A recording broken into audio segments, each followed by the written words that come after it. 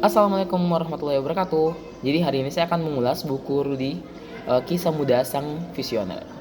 Buku ini menceritakan presiden keempat kita, Baharudin Yusuf Habibie, menceritakan bagaimana perjalanan Rudy Habibie atau yang kita ketahui B.J. Habibie dari masa kecil hingga bisa menciptakan pesawat pertama kali untuk Indonesia dan bagaimana keteguhan dan keras kepalanya untuk bisa memerdekakan Indonesia dan mengembangkan sektor dirgantara Indonesia.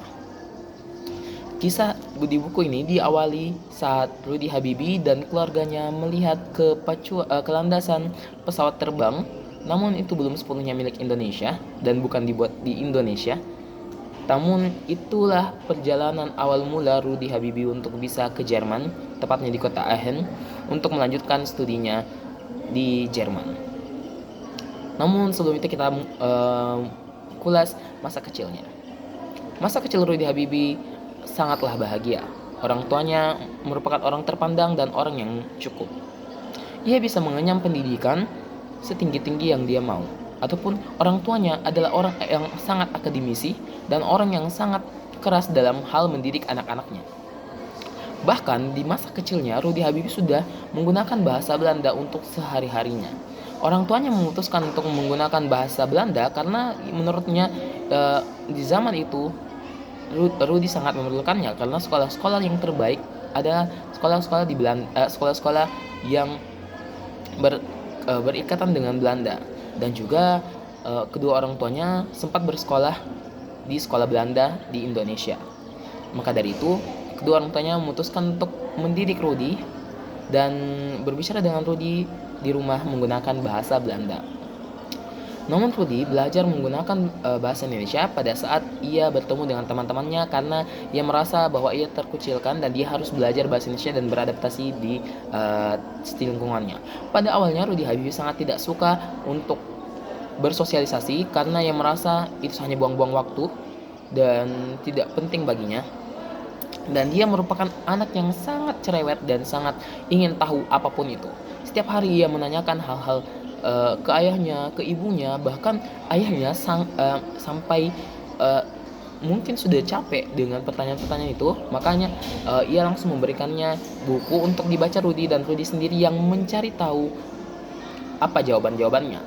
Namun masa kecil Rudy kita telah di masa kecilnya, pada saat ia masih bayi, ia hanya tidur 4 jam. Sampai ia dewasa, dia hanya tidur 4 jam dalam sehari. Dan juga pada saat kecil dia sering sekali menangis dan berhenti menangis ketika mendengarkan lantunan ayat suci Al-Quran yang dikeluarkan oleh ayahnya, ataupun dia mendengarkan musik dari pemutar musik pada zaman itu. Rudy Habibie adalah orang yang sangat ingin tahu dan sangat serba ingin mencari tahu apapun itu. Makanya ia mencintai ilmu fisika karena ia merasa ia perlu memecahkan masalah dari setiap masalah-masalah yang ada di fisika ataupun bagaimana problem solving yang ada. Kemudian dia bukanlah orang yang ketinggalan zaman. Pada saat SMP SMA dia bergaul dan sangat suka musik dan sangat sering menyanyi. Dan pada saat itu orang-orang banyak meremehkannya ketika ia ingin melanjutkan studinya ke Aachen karena ia baru beberapa bulan di ITB ataupun UI pada saat itu di Bandung. Namun ia membuktikannya, ia bisa terbang ke Jerman, dia bisa menjadi ketua PPI ataupun Perhimpunan Pelajar Indonesia di Aachen, Jerman, dan bisa menjadi ketua PPI seluruh Eropa. Dan mampu membuat acara yang menjadi awal mula pergerakan pelajar Indonesia di Eropa. Kemudian ia menuruti janjinya untuk bisa membuatkan pesawat di Indonesia untuk pertama kalinya. Pada awalnya ia sangat tidak suka pesawat karena ia merasa itu hanya menghancurkan dan dia hanya melihat pesawat perang. Namun berjalannya waktu, ia mencintai pesawat dan menaruh seluruh hidupnya pada pesawat dan pada pengembangan dirgantara di Indonesia. Dan hal yang kita bisa pelajari dari Rudy Habibie ialah falsafah mata air.